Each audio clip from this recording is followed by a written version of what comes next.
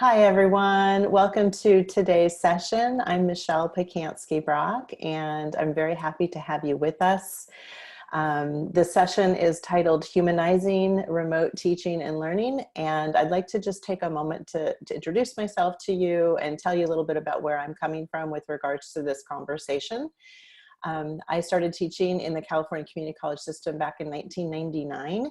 I taught part-time, and I also had the good opportunity to teach full-time for 7 years. And about 10 years ago, I shifted from full-time instruction into supporting faculty who teach online. And along the way, there has been an effort, really a grassroots effort that has become known as Humanizing, to look at the efforts that are being made in online courses in our system to really promote connection and community. So it's about relationships and community, and that's what we mean by humanizing. This is very much intertwined with equity, and I'm going to dive into that a little bit in just a moment. But before I do, I think it's important to acknowledge that I am entering this conversation about equity through my own privileges. I outrightly recognize the privileges that I am afforded every day because of the color of my skin, the ableness of my body, my middle age, cisgender, my heterosexual identity.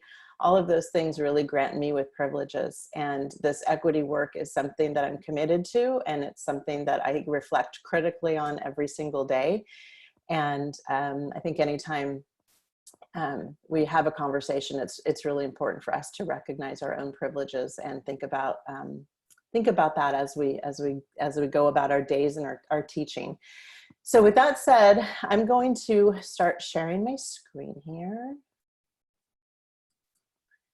And we do have a link to the slides that Helen, one of my wonderful co-hosts, has just put into the chat. If you're new to Zoom, click on the chat button at the bottom of the Zoom, in the toolbar at the bottom of your screen, and that chat box will open. You can also use that chat feature to communicate with each other and share resources during the presentation. And I'll be taking questions at the end today, okay? As I mentioned a moment ago, this humanizing effort is really a grassroots effort, and I just wanted to take a moment to recognize many of the people who have played and still play a very active role in contributing to these ideas. If you open the slides that Helen has shared with you and just maybe set them aside for later, all of the links on this screen here will take you out to the Twitter profile for each of these individuals. And I encourage you to follow them if you are a Twitter user. If you aren't, this is a great time to try Twitter out because it is a phenomenal resource to help you stay connected with your peers. You're also going to notice in the lower left corner, I have the hashtag HumanizeOL.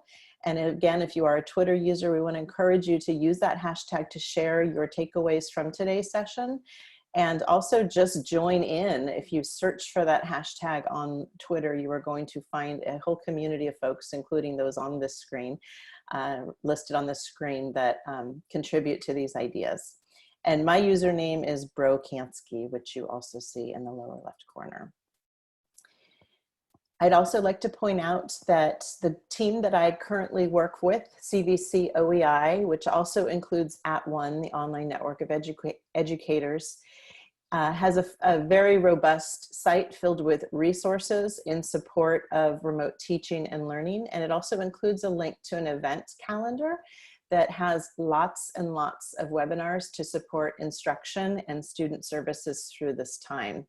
You're also going to find links to faculty support sessions with our fabulous CVC OEI instructional designers, one of whom is Helen Graves on the call here today. So check that out if you haven't done so already. I'm going to get started with just a real quick poll here. And you should be seeing it on your screen now. If you could please answer the 2 questions in this poll. The first question is, which of the following best describes you? That question, you select one answer. And then the next question, you can select more than one answer to.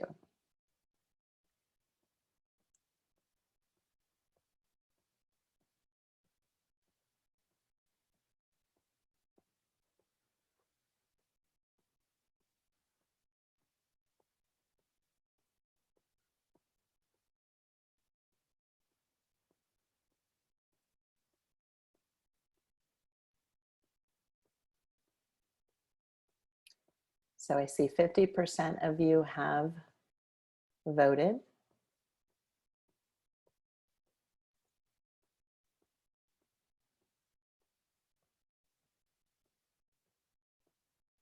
We're almost to capacity here.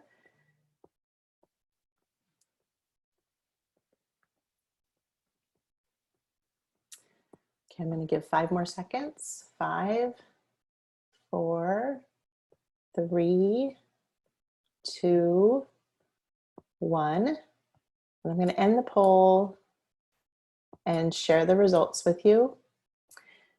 Which of the following best describes you? We have 53% of you who have said, I am preparing to teach my courses remotely and have not previously taught online, while 18% of you are preparing to teach your courses online remotely and have previously taught a fully online course. And 18% are in a faculty support role, 6% in admin, and 1% identified their answer as other. And if you'd like to type in the chat and let us know what that other is, that would be of interest to us. Number 2, which of the following have you experienced in the past 2 weeks? You can select more than one. So let's see, what's our leading answer here? 59% of you said trouble sleeping or sleeping too much. 47% said irritability or restlessness. 41% said excessive worrying. 35% said trouble focusing or remembering things, 0% said making poor decisions, and 29% said none of the above. So very, very interesting to see how each of us responds differently to this pretty significant time of stress. Those are all symptoms of stress that you see on the screen there that you selected from. So some evidence that most of us are being impacted in some way. Let's keep that in mind as we move forward. We are here talking about temporary remote teaching and learning. So just to kind of touch upon what that means in our system, the California Community College system, we really have had 3 different types of teaching and learning modalities. Our traditional face-to-face teaching and learning, where student to instructor contact and student to student contact occurs fully in person on campus, right? And then we have our online teaching and learning where that contact occurs completely online, and our hybrid or blended teaching and learning, which occurs as a mix between online and face-to-face. And now we have temporary remote teaching and learning, which is unique from all 3 of those. And there's different reasons why it's unique. Even if you're someone who has taught a fully online course, you've never taught a fully online course with students who are dealing with a global pandemic. And those students in the class that are moving online, of course, are not prepared to move online, maybe don't even have an interest in moving online. This isn't something they signed up for. That's something that I keep hearing from my own son, who's actually enrolled in one of our California community colleges. Very interesting to look at it through his lens. So in this environment, temporary remote teaching and learning, let's just consider a scenario to kind of get our bearings about how we're approaching this. If you're teaching a 6 to 16-week face-to-face course and you learn that you'll be shifting to online instruction due to an emergency like the coronavirus in week 11, what do you do to prepare? Take a step back, take a deep breath, assess the situation, identify what's left, what topics, assignments, and assessments remain.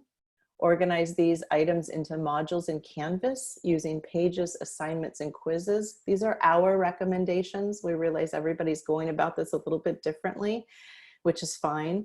And then hold live sessions in Tech Connect, Confer, Zoom, the tool we're using here, during regularly scheduled course time as needed to deliver instruction and foster student-to-student interaction.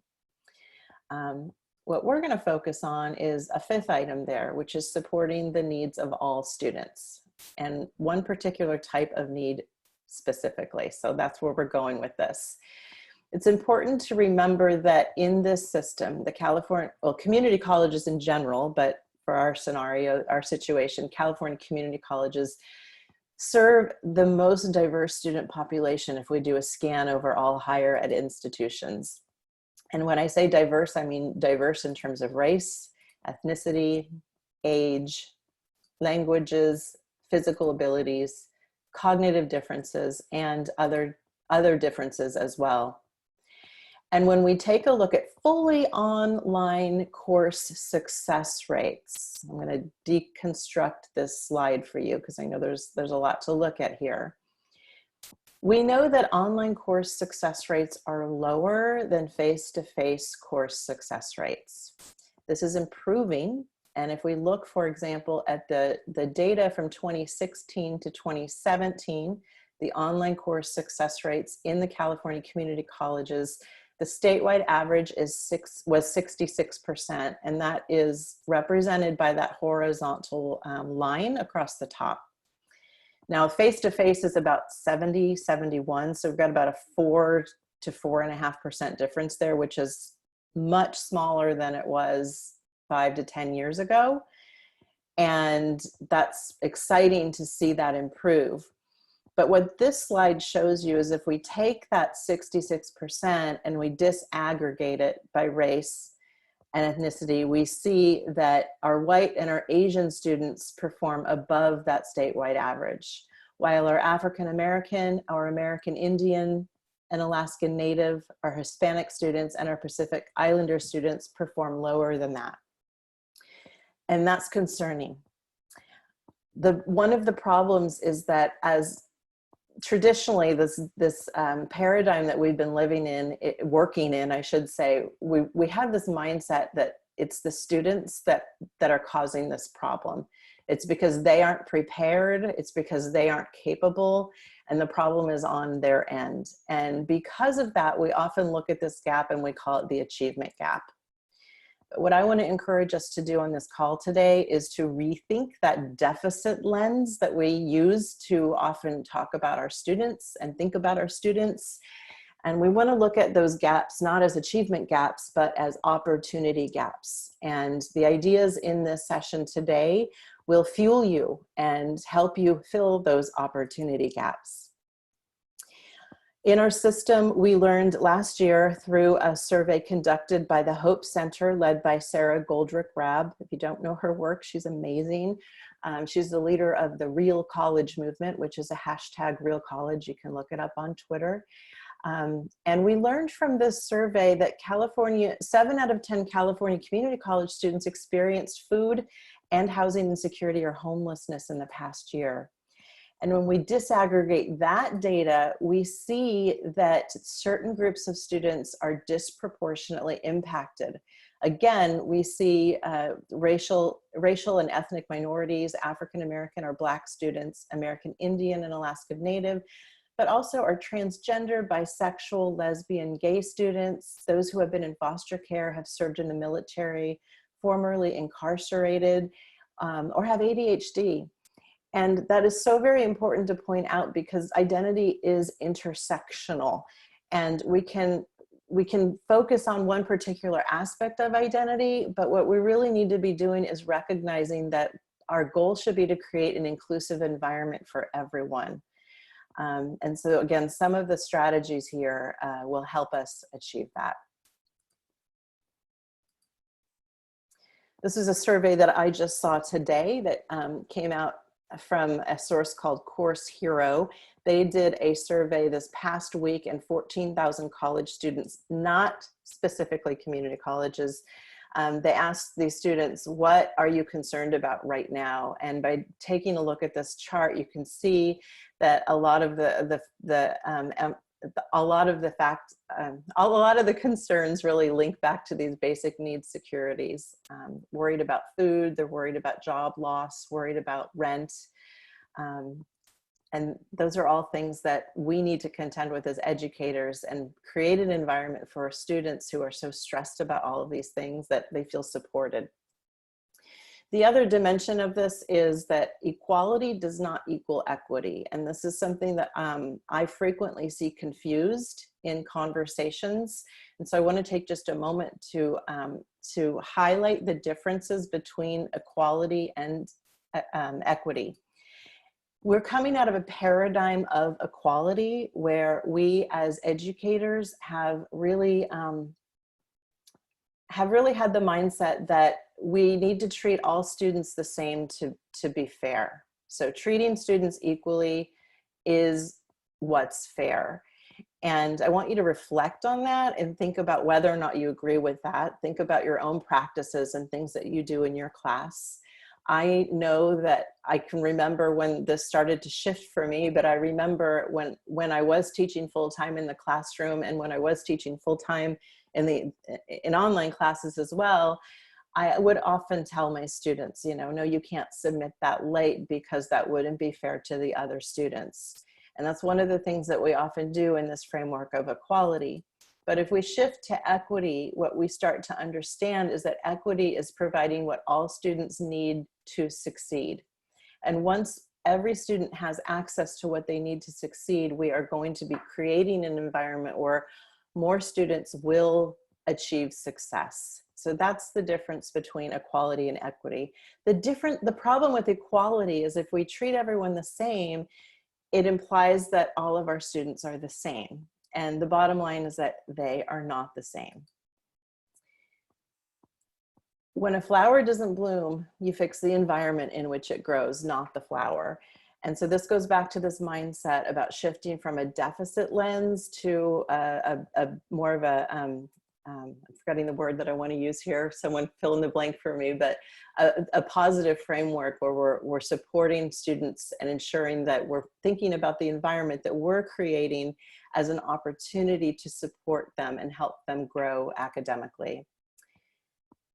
I wanted to reference the work of Dr. Luke Wood and Frank Harris, who presented a fantastic webinar last week, and I have the archive linked at the, yes, asset-based. Thank you, Julie. That's what I was looking for there, asset-based mindset. The archive to this webinar by Dr. Wood and Harris is linked at the bottom of this slide. So if you missed it, I just want to really encourage you to put it on your list of things that you want to watch when you have time. The framework that they provide around equity-minded practices for teaching online, to be intrusive, to be relational, to be culturally relevant and affirming, to be community-focused, and to be race-conscious. This is a framework that I hope you're going to see links to in the presentation today. So their theoretical framework, in other words, I see overlaps with the practices that we're going to talk about and dig into today.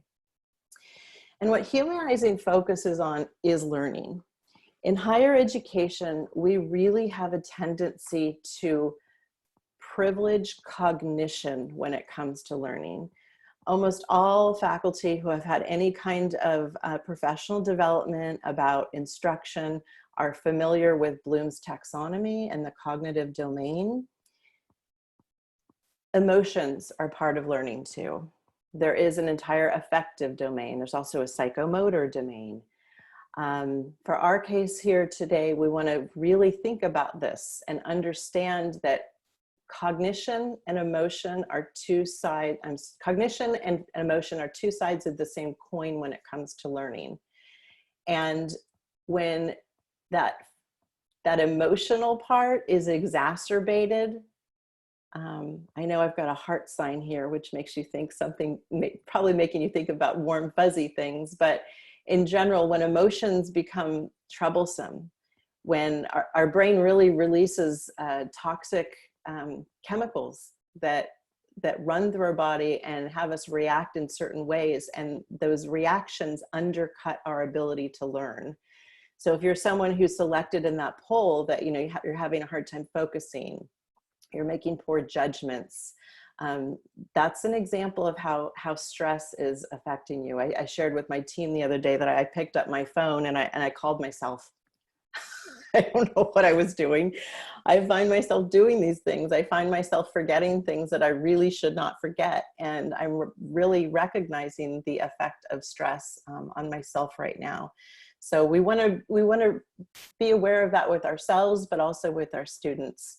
And understand that one of the antidotes of this is connection. One of the antidotes is connection. And that's what we're going to be diving into here today. This is also about vulnerability. For those of you who may have seen me speak before, who may be familiar with my work, you know that I am a big fan of Brené Brown. So I'm going to reference some of her work. Brené Brown is a researcher and an author and a speaker. She researches the affective dimensions of being human. She's done a lot of work on vulnerability, and she defines vulnerability as uncertainty, risk, and emotional exposure. And if you think about where we are right now as educators, for those of you who have not taught online before, and all of a sudden you're finding yourself in this place of transitioning your courses online to remote instruction, it is a vulnerable place to be. And I think all of us feel this way. This is uncharted territory. And Brené Brown talks about when she digs into vulnerability and helps us try to understand how, what is vulnerability. She talks about it as that feeling of moving from the seat in a theater down to the stage. So I don't know if that resonates with you, but it really helps me. And I'd like for you to just take a moment to reflect on how you react when you feel vulnerable in a situation. How might you respond? And if you could put that in the chat, that I'd like to see some of your responses.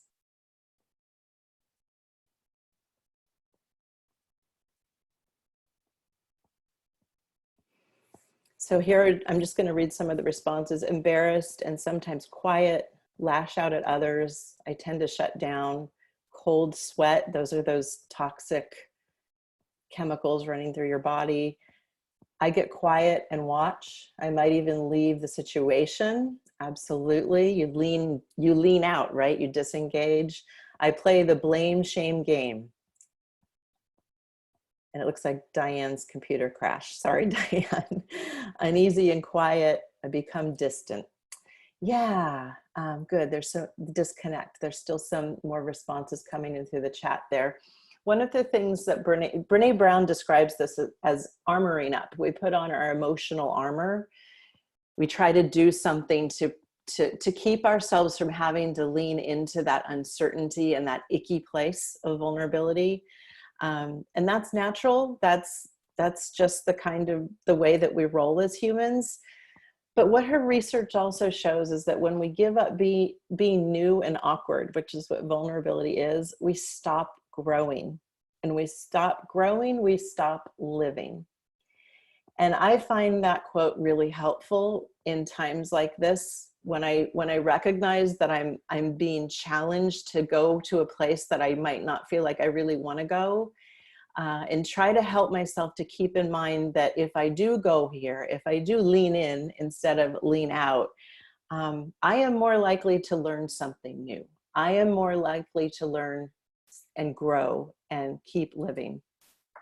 We also know that vulnerability is the birthplace of creativity, risk-taking, and innovation. If you want to talk to someone who knows what vulnerability feels like, one of the types of people that you could speak to are artists. I have my undergraduate degree in art, and every single art class I took, I would have to take my creation that I poured my heart and soul into, and that I sometimes didn't feel good about, and sometimes I did feel good about, and I have to put it up on the wall and open it up to the whole class to talk about it. That's vulnerability. So artists, performers, they're always in this space, and they have to live in this space to continue being creative people. I also want us to recognize that meaningful connections, this antidote to vulnerability, one of the antidotes and of this toxic stress is leaning in and connecting with others. And meaningful connections occur online every day. For years, we've had educators shaking their head about this and saying, no, it just can't be that way. If my students aren't in front of me, then I can't see them and I can't connect with them. But what I'd like you to do is share an example in the chat of how you have connected with others while you've been self-isolating. What have you been doing? So Julie says Zoom. Daily Zoom happy hours. I've had a couple Zoom happy hours myself. More FaceTime. Yeah, calling people a lot, taking a walk and chatting, using social distance, texting, Zoom coffee breaks, video and phone calls, Zoom story time. Oh, I like that one, Amber. I did a Pilates class through Zoom the other day, Instagram Live. So there are lots of ways that we can connect, and some of them are synchronous or live, and some of them are asynchronous too, right? The texting and sharing things on Instagram, if it's not live, are asynchronous as well. So I think from this, I hope that we are learning and recognizing that meaningful connections do occur online every day. And it's not really social distancing. It is physical distancing. And I hope that you've heard some of the quote unquote experts come out and recognize this and stress the importance of making a shift from using that phrase social distancing to physical distancing. So the principles of humanized online teaching are presence, awareness, and empathy. And these are principles that link back to our approach to fully humanized online teaching. So when we talk about that other paradigm, designing a fully online course that's going to be online for the whole semester. I have an infographic that goes along with that. But we've also developed kind of a pared down and a little bit more simplistic version of that infographic that you can get to at the bottom of, by clicking on the link at the bottom of the slide. This is actually just in a Google Doc. And you can see some of the practices that I'm going to talk about here in just a moment. But that's a resource for you to reference later, and you're free to share. As we go into this, it's very important to remember that there are no experts here. Nobody has done this before. If I'm wrong, and if you have, then speak up. But we're all in uncharted territory. And recognize that you aren't going to be as fabulous as you usually are. We're in this together. Lean into your peers. I am amazed at the amount of people that I have been seeing sharing phenomenal resources online on Twitter. And if you're interested in digging in and looking for those, a few of the hashtags I would recommend are Keep Teaching, Pivot Online, and Humanize OL. A good reminder here from Dr. Luke Wood from that webinar last week about equity in online education that I mentioned earlier. He says, when you give yourself grace for an expectation, remember to do the same for your students. And I thought that was a very powerful message and something else we should keep in mind as we move forward. Aloha Sargent has shared the tip to be the tip of unrelenting flexibility. And she says, this is the beautiful phrase used by a faculty participant in my At One for Training course to describe the values required to be an effective online teacher and an effective parent. Super relevant in these teach from home with your kids' times. So our students, who we know are more likely to be working, and more likely to have kids, are now trying to work and hope they don't get laid off, and learning from home and taking care of their kids at home, and often caring for those with high-risk conditions as well. So my first specific tip for you is to be a learning partner. When you transition to remote instruction, think of this as a two-way street. And be very aware of how you are modeling this to your students. Tell them that you're here, that you're in this with them. This is a partnership, but find other ways to communicate that beyond just that statement. One of the things that I think is really helpful is to write a learning pact and share it with your students up front. And this is just a sample of a draft that I've put together that you're welcome to adapt. You don't need to attribute anyone. Take it, use it as you wish, but think about, what is it that your students can expect from you going into this period of remote instruction? And what is it that you'll expect from them? And share that with them. Have them read it. Have them agree to it. If you are using Canvas, open it up for a discussion and see if they'd like to add anything to this. Positioning yourself as a partner is a really valuable thing to do, because it helps students understand that just because I'm not going to be in a classroom with my instructor regularly anymore doesn't mean that I'm in this alone. And the other thing is, don't be a robot. When you shift to an online or a remote instruction environment, you have to be incredibly intentional about constructing your presence, or it won't be felt by your students. Just because you're looking at your course materials a lot and making changes and updating stuff, don't think that that translates to a human presence in your students' experience. About 10 years ago, I was teaching an online professional development course for @ONE, and in a discussion, one of the faculty participants shared that she sent some feedback to one of her students, and the student wrote back and said, "Oh my gosh, I always thought my online instructors were computers." Now that might make you chuckle a little bit, depending on the day. Sometimes it makes me cry a little bit. I think about this all the time. It's been more than 10 years since this person shared this with me, but I wonder how many students think that. And 10 years ago, it seemed ludicrous, but you know what? Today, in the age of artificial intelligence, computers are starting to teach courses. So what I like to really say to faculty is to really embrace and be very vocal about the fact that learning has to be grounded in relationships, particularly with the students that we serve in community colleges. If the relationship isn't there, then students don't feel supported. If they don't know that there's someone there who believes in them, they're much likely to be successful because of the psychological barriers that many of them face.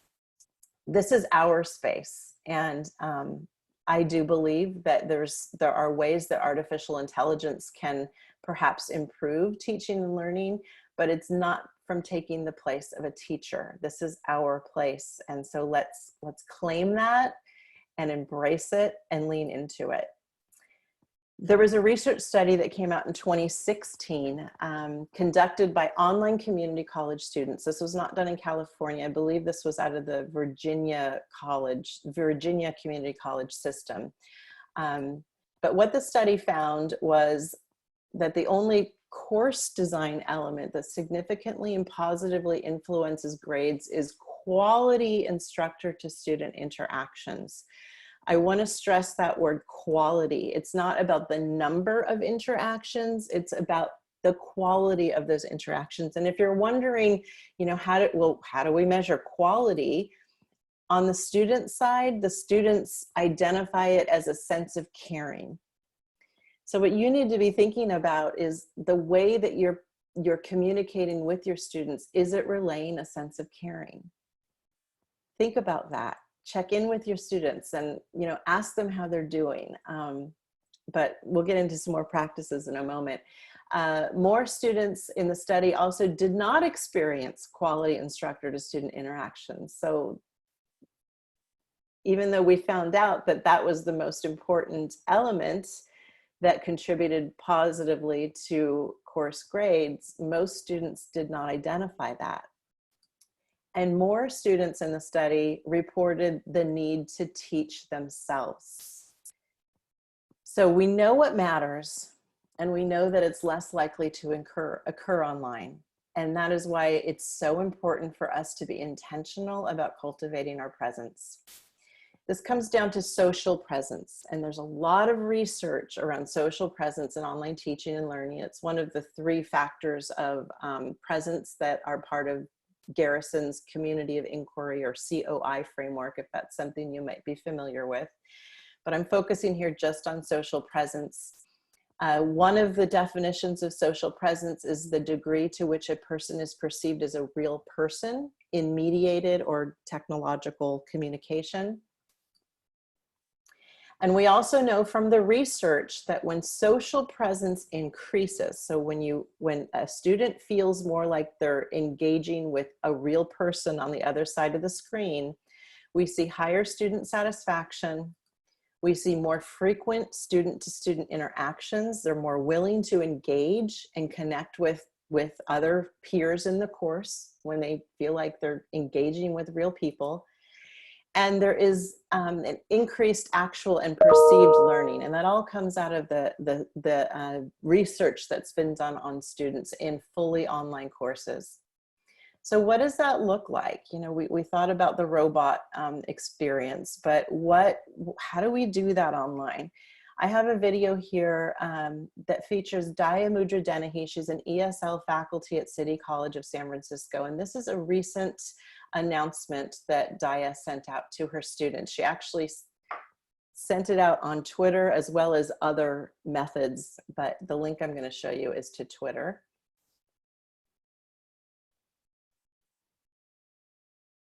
Here.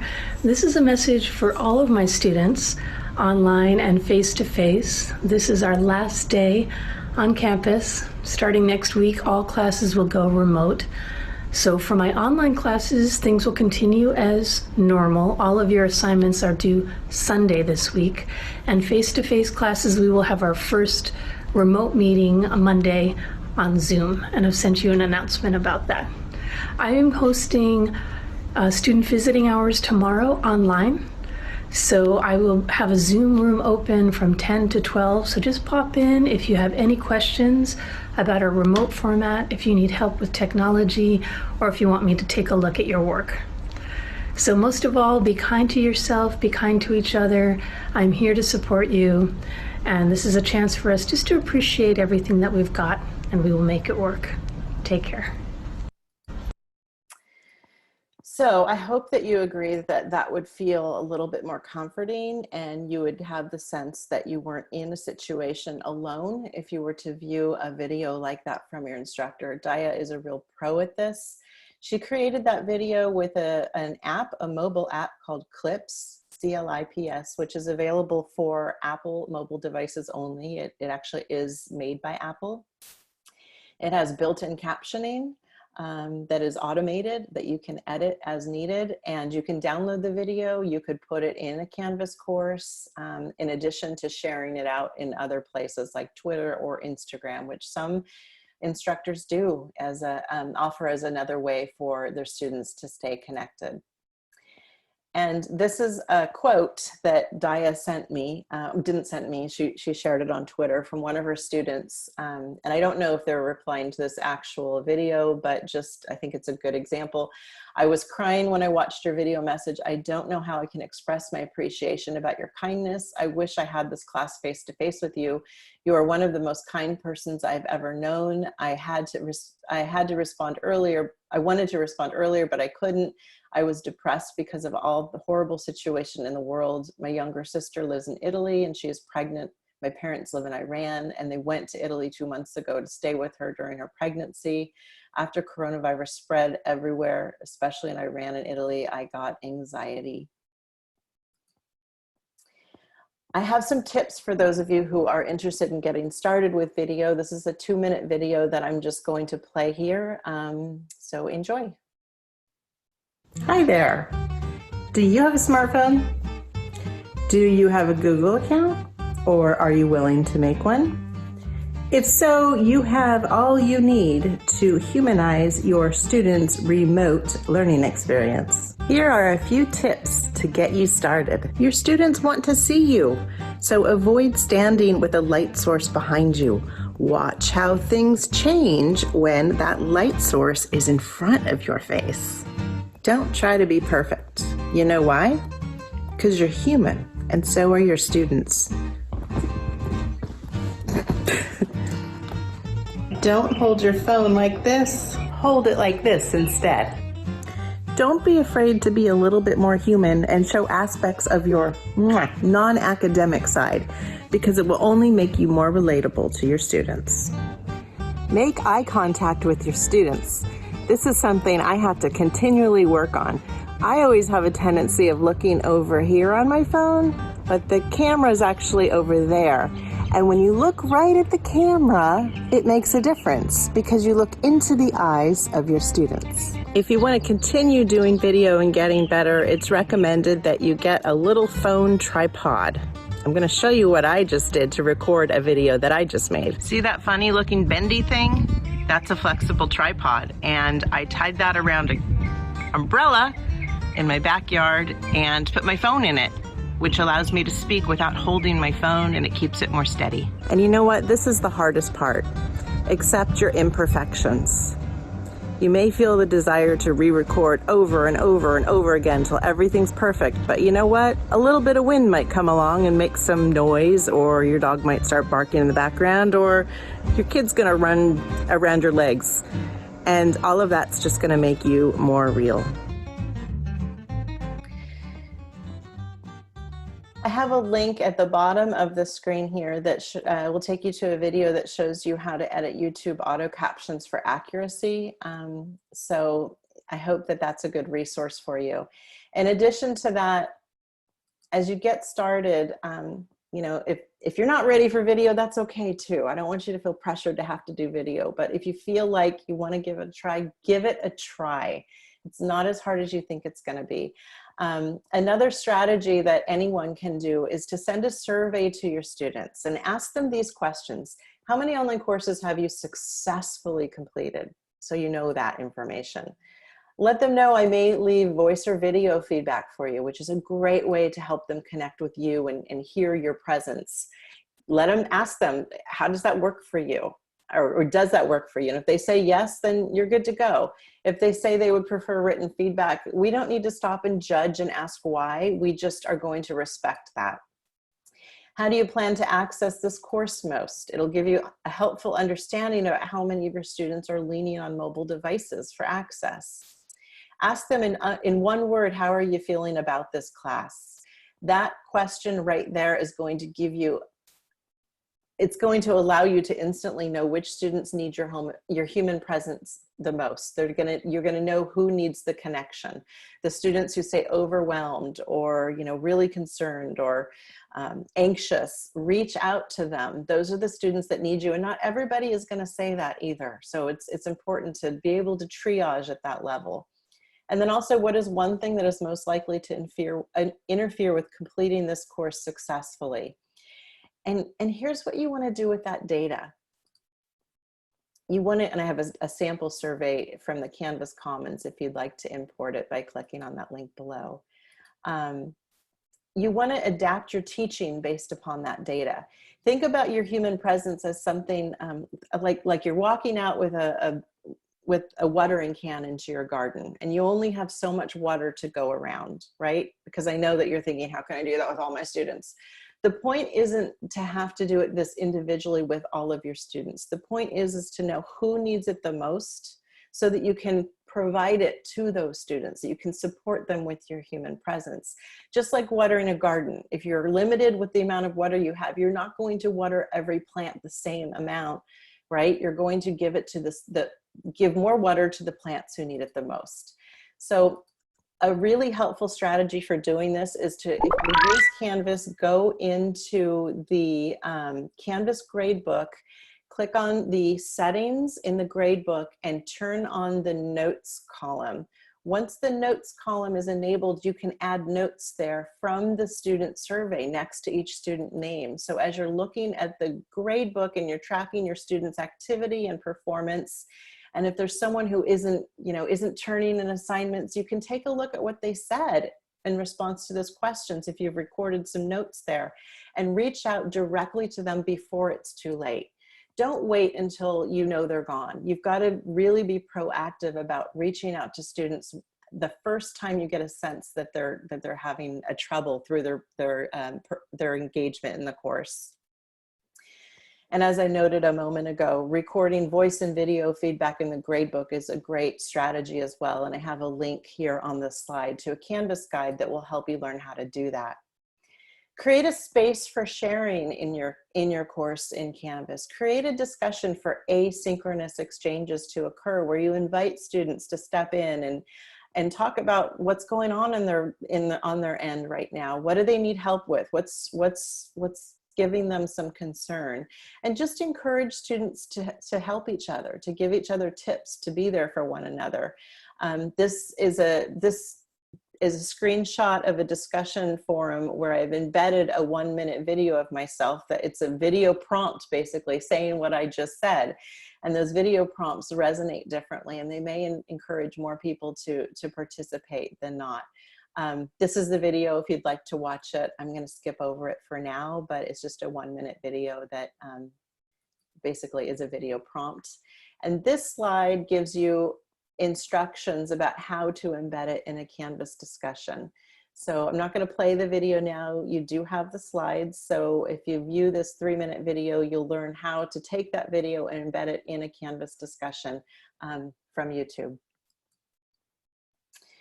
Another strategy is to seek out mobile-friendly tools, and this may be too much for you. I know that I'm pushing a little further as we go here. So, take bites of this that you find helpful. And if we've gone too far and you're thinking, I'm not there, there's no way I'm going to do this right now, then that's good. But maybe think about it for future. You want to encourage your students to download the Canvas student app. If you are using Canvas, be explicit about that. Don't assume that they all already have it. Adobe Spark Video is a tool that I consider mobile friendly. It is a free tool available to anyone to create an account. If your college actually has a site license to Adobe Creative Cloud, then you and/or your students could sign in with it using your institutional credentials. If you don't, you'd have to create a free account. But it's a wonderful tool for creating fun videos that don't show your face if that's a concern for you. You get to pull in images and icons from the Adobe library, or you can add your own. I created my first Adobe Spark video on an iPad with my feet up on an ottoman in my living room a couple of years ago, and it was such an easy and enjoyable experience. Flipgrid is a tool that fosters asynchronous interactions in video. It has a Canvas integration and it is free. I do want to just say one thing about Flipgrid, since it is video only. It's very important to be sensitive to the fact that your students may not be in an environment where it's appropriate for them to share video. So be sensitive to that. They may have their kids around them all the time. They may not want their environment on video since they're at home. And VoiceThread enables asynchronous interactions that gives students a choice to participate in voice or video. And Pronto is a synchronous interaction tool that many faculty enjoy using that allows for interactions in voice and video as well. It's a lot like Slack, if that's a tool that you're familiar with. And this is an example of a clip that I'm going to play from Janet Mitchell Lambert's English class. And Janet is actually on the call here today, so props to Janet. Janet created this, and Janet, if we want to talk more about it later, if you want to clarify anything I'm about to say, please feel free to do so. But Janet teaches English, and this is actually from a poetry assignment where she had her students use the Flipgrid mobile app to respond to poems they were reading. So I'm going to play this clip.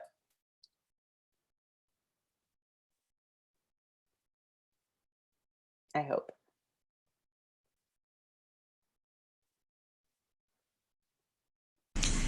Hey there. So for this week's Flipgrid, what I would like you to do is find one of the poems that touched you this week and find a place in your house or outside that reminds you of the poem. share the place in the video, and then go ahead and share why, as well as a couple of lines from the poems. It would be lovely if you take a look at some of your peers' posts and then respond to them as well. Thank you. So we're in my father's house, and this is actually the bedroom here, and it reminds me of the fact that my parents are divorced, and the Billy Collins poem "Divorce" is quite apropos for the situation. Once two spoons lay in bed. That's why I showed you the bedroom there. It just reminds me how much of a pain and a struggle the whole breakup of my parents was, and to a certain degree still is. I mean, so you can keep watching that great video. The point of this is that, you know, we often think about mobile devices as these, you know, like, oh, these things that we have to accommodate to, right? Oh, no, they're on phones. What am I going to do about that? If we take it as an opportunity to think about how could we use tools that are designed for phones, then we start moving away, first of all, from an entirely text-based environment, which is not the best learning environment for most students, particularly students who are dyslexic. It also gives other relevant, culturally relevant ways for students to express themselves. If you're inviting them to use video and allowing them to make choices about what they want to film and bring their own lives into the video. So that's something to think about. And I just want to reiterate again, if you use Flipgrid, do use the free Canvas integration. It is a little technical, but it's not hard to do. I recommend that you reach out to your Canvas admin at your college if you need some help. But the reason that is so important is because it eliminates the need for your students to have to create accounts. And anytime we can prevent students from needing to share their information with an external tool, then that's certainly something that we want to pursue. This is a voice thread, and if you click on it, it will open in a new window for you, just so you can see the interface. Hey, Michelle, real quick, can you hear me? Yeah. The captioner lost the captioning rights. Can you try? Yeah, I just redid it a few minutes Okay, ago. thank you. Thank you. Okay, we're good. Okay, okay. So this is what a voice thread looks like. There's media in the center, and then student comments are along the edges. This is an assignment where at the end of a class, I asked my students to go back to the beginning of the class and think about what they knew now that they wish they had known then. And we call this the wisdom wall. And so the students share basically wisdom, words of wisdom with future students. And so while the comments are captured at the end of a course, I would then turn around and share them with students coming in at the beginning of the next course. And this is something you could do after a test, you know, to have students kind of reflect that metacognition, reflect on what they've learned. It fosters growth mindset and self-efficacy, which are all parts of the non-cognitive components of learning. Oops. And then this is a video of Fabiola, who I'm just going to play this very briefly. She uses Pronto, Fabiola Torres. Hi, everyone. This is her actually live streaming on Pronto with her students in her home after she moved to remote instruction.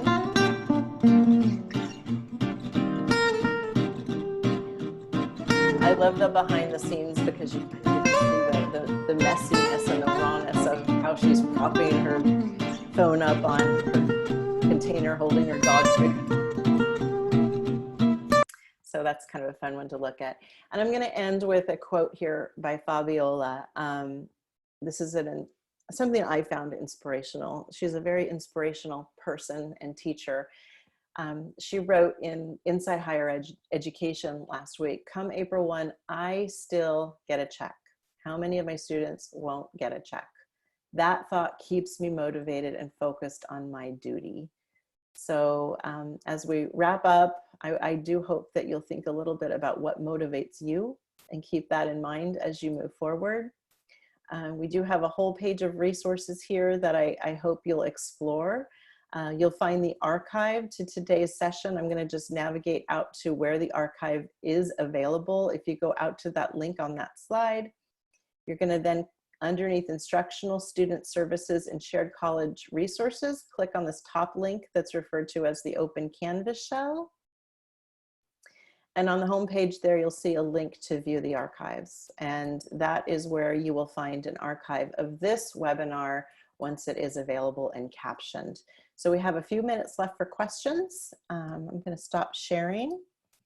And let's see here.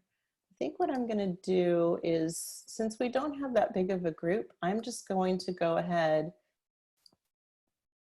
and see if there's anyone who'd like to ask a question with your microphone. You now have the ability to unmute yourself if anyone has a question.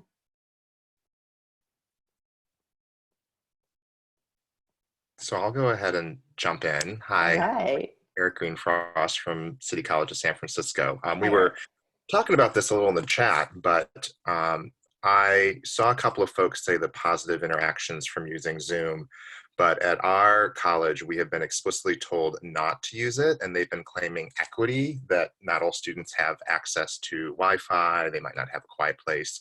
I'm increasingly thinking that's a misuse of the word equity, but I would be curious about your thoughts about the use of Zoom. So first of all, when it comes to equity, there's so many dimensions of this, but equity is about removing barriers. It's about removing barriers for students. And so what humanizing focuses on is that kind of the non-cognitive components of learning, those psychological elements that become barriers, and how we can diminish those barriers through personal connection. So what you're talking about with regards to equity is access to broadband, right? And while data does show that 97% of community college students in our nation have smartphones, I think that every one of our colleges should, and maybe your college does, I'm not sure if CCSF does this, but we should be surveying our students to know what the data points are, to know what percentage of students have smartphones. Zoom can be accessed with a smartphone with a network connection. I realize not all students have unlimited network connections, but locally, could we be identifying, places where you could drive a car and get access to a network connection without actually having to go into a crowded place? I think there's more that we could be doing locally to support our students. So with regards to Zoom, I think Zoom is a great environment. Yeah, it probably would create some barriers for people, more along the lines for me because of the synchronicity of it. I think that's a problem. And when it comes to teaching, it doesn't mean that you can't use it, but you want to recognize that not everybody can be available from 2 to 3. So how are you going to then remove that barrier? You're going to archive it. You're going to make it available for viewing later. And if there's an assignment that comes out of it, you're not going to make it due, 30 minutes after the session. You're going to pad that time. So those are some of my thoughts. I think it's really important for us to know our students and just be sure when we're saying these things that we're not saying them out of a mythological landscape. And I'm not trying to say that's what's happening because I don't know the demographics. That's exactly what's happening, by the way. There's been no actual data. They've just been making these broad statements about our students. Okay, so I'm just going to jump in also at City College, but Eric and I disagree. We're colleagues. And I say that, and this is anecdotal, right? So there's not hard data, but I have students right now who I am texting who their Wi-Fi is down, their Wi-Fi is overloaded. They don't have access to Wi-Fi. They have been unable to submit things. It's already a problem, and classes just started. In addition, I have students who are taking care of children who they do not normally take care of. So younger siblings, et cetera, et cetera. So I love being able to offer my students Zoom as like conferencing, but there's no way I'm gonna run class at, Monday 10 to 12 through Zoom in a discussion-based class. It's not that I can archive for later and have them be involved, because I already know that I'll be losing half my. Thank you for sharing that, Anne. It's good to have some collegial debate going on here. So thank you. Anyone else want to step into the theater? I have a question, Michelle. You have probably been on Twitter with so many different people, and I'm just curious to know what you have observed being the biggest difference of us going remote versus what we normally do in teaching online. What do you mean by the biggest difference? But Do you mean like...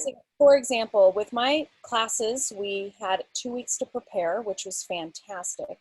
A group of us had a week to prepare to help the teachers, and then a week for the teachers. And yesterday we just started, and my students are requesting, yes, let's meet on Zoom. Let's meet on Zoom every day, you know, every day of class between this time and this time. And I have never found that in an online atmosphere ever. And so I'm gonna work with them.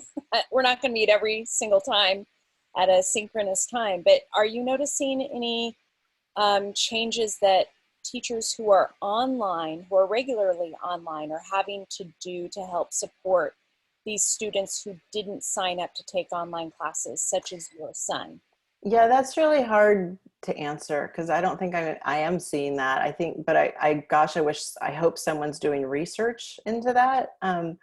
Everything's very anecdotal, but I mean, like I saw an instructor who was never taught online post a quote from one of her students and, oh my gosh, look at this message I just got from my student. I never get these kinds of messages from my face-to-face students. So, you know, I hope more and more of that's going to occur to kind of break down that mindset that we're not connected when we're online. But the big thing that I'm hearing is just that so many faculty are in cognitive overload, and just, you know, sending these really long instructions about it, it's overloading faculty. And of course, we can only assume it's overloading students. I have much more access to faculty than I do to students. So it's a really good question. I'm one who likes to think about questions before I'm not so good on my feet. So maybe I'll have a better answer for you tomorrow, Janet, but I hope that helps a little bit. Does anyone have anything you want to add to that question that Janet just asked? We're a little over time now, so we'll probably go ahead and wrap up. But if anyone has anything else they want to share. Thanks for being here, everyone. Remember, give grace to yourself. You're not going to be as great as you usually are, but we are going to get through this, and we are going to support our students as best as we can. I appreciate you being here, and we will have the archive available shortly for you once it's captioned. Take care, everybody.